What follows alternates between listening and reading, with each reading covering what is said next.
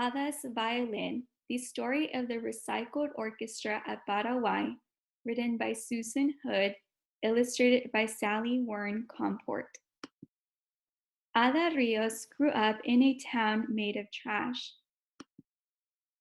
Every morning at dawn, Ada heard the first garbage trucks rumble and roll down the road to Cateura. Beep, beep, beep. Backing into the landfill, they tipped their loads up and crash. The trash came tumbling down, 1,500 tons each day. Ada and her friends watched as the gancheros, recyclers, scrambled, tearing into plastic bags with long-handed hooks, pushing aside moldy produce and grabbing anything they could recycle or sell. The going rates: 5 cents for a pound of cardboard, 10 cents for a pound of plastic. This noisy, stinking, sweltering slum was not the most nurturing neighborhood. Ada watched, eyes wide, but she didn't say much. And yet she liked to imagine each garbage truck was a box of surprises. One never knew what might be inside. Her father had found appliances, toys, perfumes, and antique watches. One woman even discovered a small box full of gold jewelry. Little did Ada know, there was a bigger surprise waiting for her in the landfill.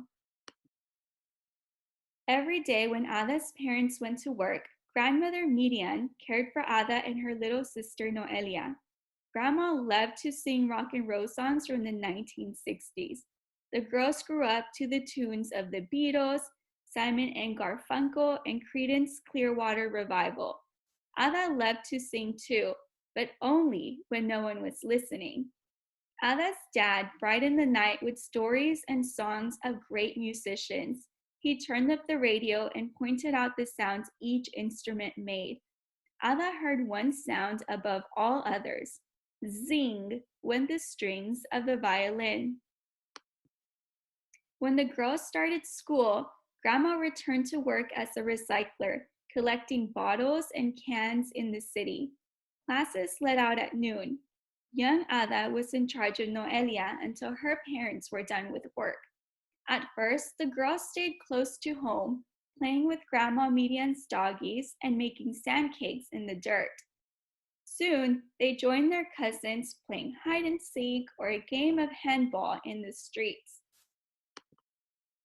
In time, they ventured farther afield, walking down to the bodega to get candy. But Ada noticed some teenagers hanging out in the alleys. They often found trouble, and she often saw them getting into fights. One day, when Ada was 11 years old, her grandmother saw a sign posted on the wall of a chapel. Violin, guitar, cello, taught Saturdays at 8 a.m. Fabio Chavez. How Grandma had longed to learn music. Too late for her, maybe, she thought, but not for her granddaughters. She signed them up without asking them, or their parents. Ada's heart sang out. Thanks to her abuela, she could leave her worries behind and learn to play. At the first class, the teacher, Fabio Chavez, had 3 guitars and 2 violins.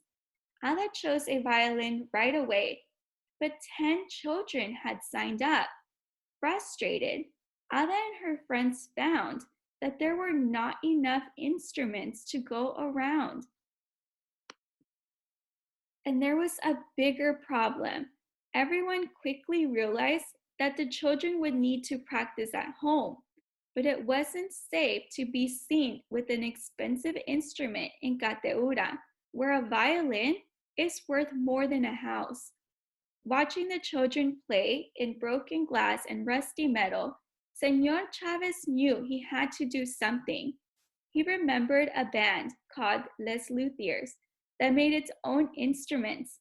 That was it. He asked Nicolas, also known as Cola, Gomez, a ganchero and carpenter, for help. Senor Gomez found a discarded drum with a big hole in it.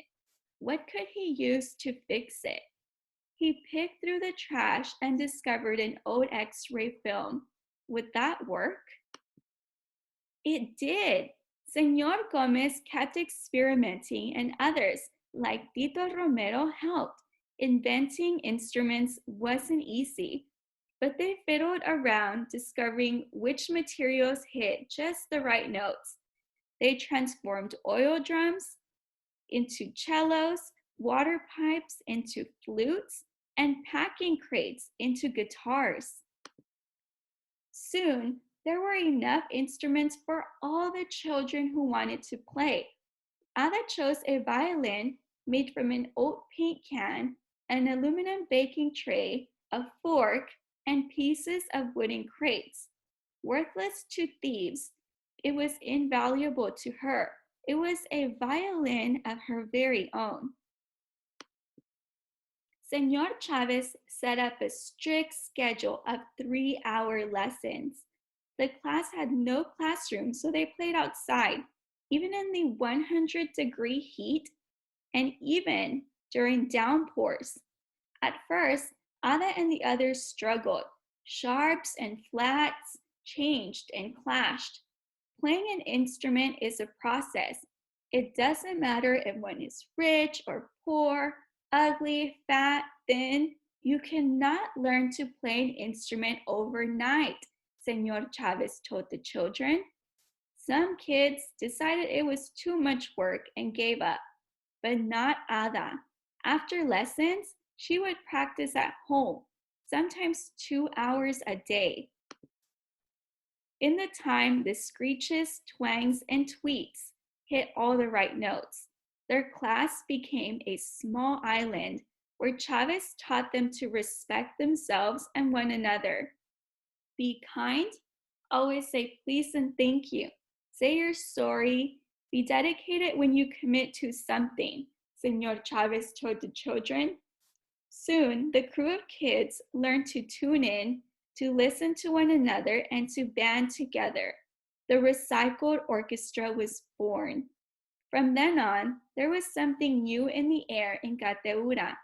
Gancheros, heading home from the landfill, might lift their heads to hear the sounds of Ada's violin, or the strains of Baby's cello, or the strum of Noelia's guitar.